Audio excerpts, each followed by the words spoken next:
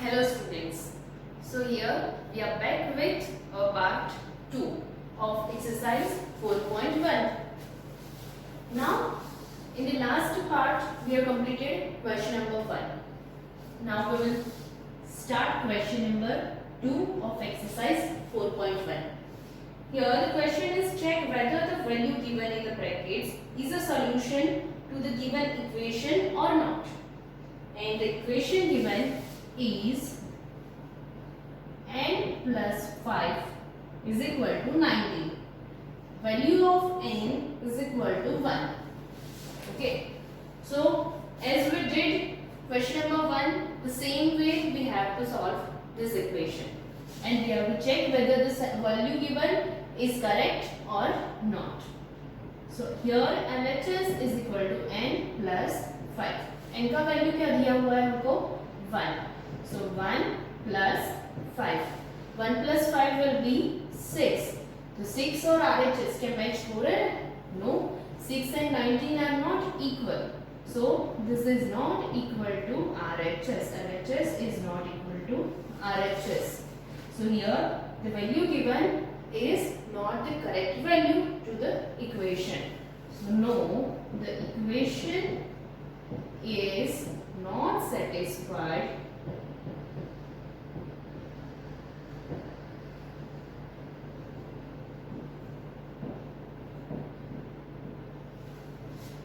with the given solution.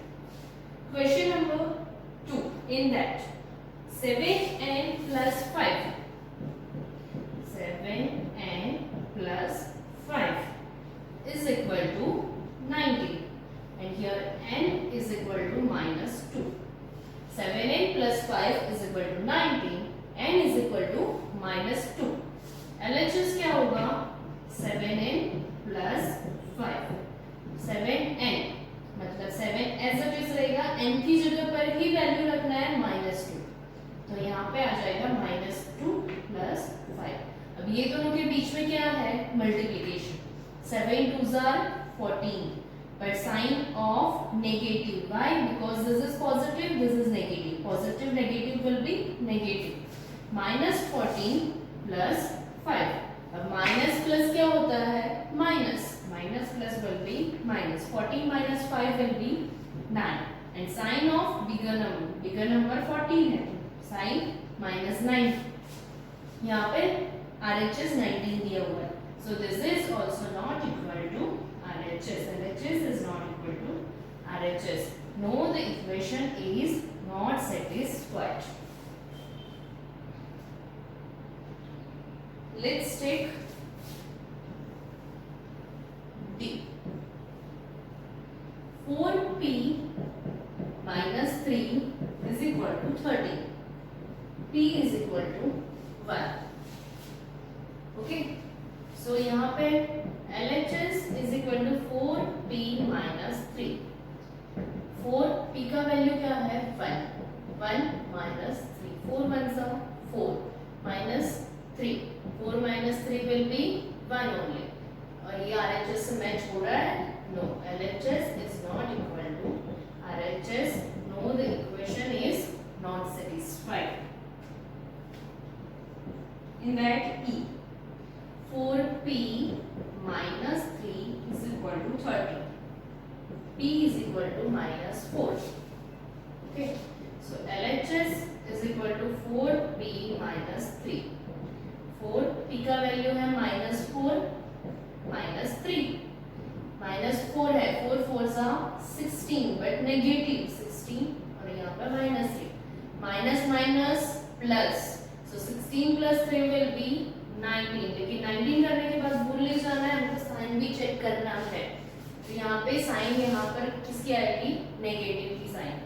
Minus 19 और यहाँ पे आंसर हमको दिया है 13. So here also LHS is not equal to RHS. यहाँ पे भी मैच नहीं हो रहा. Okay. So here also equation is not satisfied. Now let's move to question number 3. Other two sums are also there that you have to do in homework. Solve the following equations by trial and error method, and in that first is 5p plus 2 is equal to 70. Now students, trial and error method ये क्या होता है? Trial and error method, ये जो हमने अभी तक जो भी मेथड से सॉल्व किया है वो सिंपल जो भी था इक्वेशन सॉल्व करने वाला वही मेथड से किया है। यहाँ पे हमारे पास ट्रायल एंड एरर मेथड उन्होंने कंपलसरी स्पेसिफाई किया है, तो हमको वही मेथड यूज करना है। अब ट्रायल एंड एरर मतलब हमको अलग अलग वैल्यूज ट्राई करना है। यहाँ पे कोई भी वैल्यू हमको नहीं बताया है, जैसे अभी तक हमको दिया था कि n का वैल्यू 1 है, p का वैल्यू 1 है, p का वैल्यू 4 है या -4 है, यस। लेकिन यहाँ पे कोई भी वैल्यू नहीं दिया है, वैल्यू हमको खुद फाइंड आउट करना है, and that too also using trial and error method. तो कैसे करेंगे? तो first if I take the value of p is equal to 1, okay, p का वैल्यू मैं 1 ले रही हूँ, ओके। तो अब चेक करते हैं कि 1 लिखने के बाद सॉल्यूशन आता है या नहीं आता है।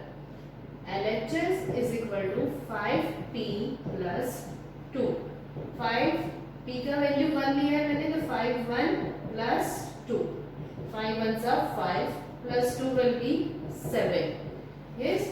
तो यहाँ पे तो 17 है और यहाँ पे मुझे आंसर मिल रहा है 7, so my value is not correct, so p is equal to 1 is not possible, p is not equal to 1. Now if I take p is equal to 2, तब LHS क्या होगा? 5p plus 2, 5 into 2 plus 2, 5 2s are 10, 10 plus 2 12, 12 again ये match हो रहा है इससे? नहीं हो रहा है, so LHS is not equal to RHS, so यहाँ पे again p is not equal to 2. Now if I take p is equal to 3, तब क्या हो रहा है? LHS is equal to 5p plus 2, 5p plus 2, 5p का value लेना है मुझे 3 plus 2, 5 3s are 15 plus 2, 15 plus 2 will be 17. अब ये 17 मैच हो गया? Yes. So LHS is equal to RHS. यहाँ पे मैच हो गया है, तो yes, the value of p will be, the solution of p is equal to 3. Value क्या रहेगी उसका final answer? p is equal to 3. So I hope you all have cleared this method. Yes, trial and error method. This is the simple method what we are following to solve the equations, and this is the another method, trial and error method. Trial and error method students आपको ध्यान में रखना है कि हमको different different values लेके try करना है, और वो ट्राई करने के बाद हमको जहाँ पे भी RHS और LHS दोनों इक्वल होते हैं, ये मतलब जो वैल्यू आता है वो वैल्यू RHS से मैच कर रहा है, तभी हम यहाँ पर वो वैल्यू को आंसर मान सकते हैं। क्लियर? ओके।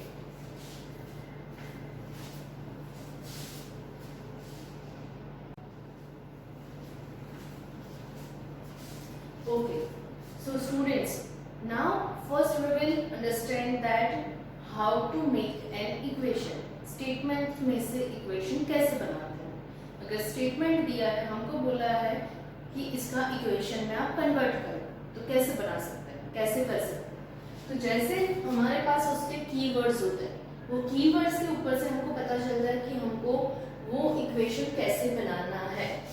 For example, मैं यहाँ पे ले रही हूँ सम बोला है या sum of variable and number 4, sum of variable and number 4, a plus 4 is 10। तो मेरा इक्वेशन कुछ इस तरह से बनेगा।